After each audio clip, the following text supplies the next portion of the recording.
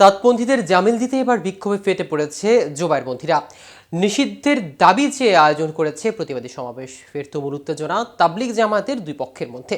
টঙ্গী বিশ্ব ইজতেমা মাঠে 2018-2024 সালে রাতের আধারে ঘুমন্ত তাবলিগ জামায়াতের সাথীদের হামলা, হত্যাকাণ্ড ও সন্ত্রাসী কার্যক্রমের প্রতিবাদে তাবলিগ জামায়াতের সাতপন্থী গ্রুপকে নিষিদ্ধের দাবি জানিয়েছে তাবলিগ জামায়াতের সুয়ারে নেজামের গ্রুপ।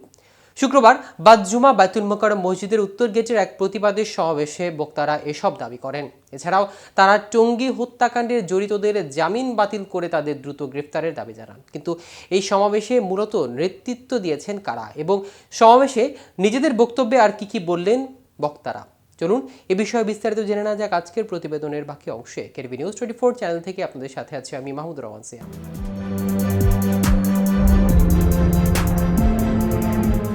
শাইখুল হাদিস আল্লামা মহিউদ্দিন রাব্বানী অন্তর্বর্তীকালীন সরকারের উদ্দেশ্যে বলেন, আপনারা আমাদের রক্তের উপর দাঁড়িয়ে ক্ষমতা এসেছেন, আমাদের রক্তের সঙ্গে গাদ্দারি করবেন না।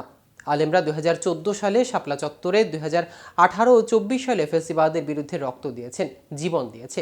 তাই তাদের তাবলিগ ভাগ করার চেষ্টা করবেন না। তাবলিগ চলবে আলেম ওলামাদের নেতৃত্বে, কোনো খুনিদের দ্বারা তাবলিগ চলবে না।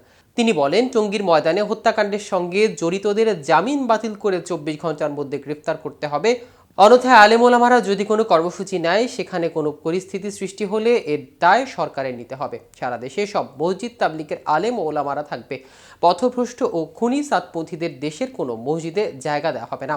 মুফতি শাখাওয়াত হোসেন রাজি বলেন, ফ্যাসিবাদ সরকার তাবলিগ জামায়াতের মধ্যে বিভক্তি সৃষ্টি করে গেছে। তারা কাকরাইল মসজিদ ও টঙ্গীর ইজতেমা ময়দানও ভাগ করে গেছে। ফ্যাসিবাদ আলেমদের মধ্যে বিভক্তি সৃষ্টি করে ফায়দা নেওয়ার চেষ্টা করেছিল। ফ্যাসিবাদ চলে গেলেও এখনও সচিবালয় সহ নানা জায়গায় ফ্যাসিবাদের দোসররা বসে আছে। তাদের কারণেই হত্যাকাণ্ডের সঙ্গে জড়িতদের জামিন দেওয়া হয়েছে। খুনিদের দ্রুত গ্রেফতার করতে হবে। এ সময় অন্যান্য বক্তারা বলেন, গত 18 ডিসেম্বর রাতের আধারে তাহাজ্জুদের নামাজের সময় অতর্কিতভাবে তাবলিগ জামায়াতের সাতপন্থী গ্রুপ ঘুমন্ত সাথীদের উপর হামলা করে। তারা বৈষম্য বিরোধী আন্দোলনে ছাত্র প্রতিনিধি সার্জিস আলম ও হাসনাত আবদুল্লাহর সঙ্গে আলোচনা করে তাদের সাথেও বিশ্বাসঘাতকতা করেছে।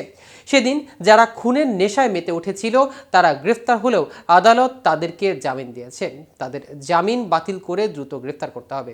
দর্শক, আজ পর্যন্তই। সারা দেশের নিত্য নতুন সকল আপডেট পেতে কেটিভি নিউজ 24 এর সাথে থাকুন। ধন্যবাদ সবাইকে।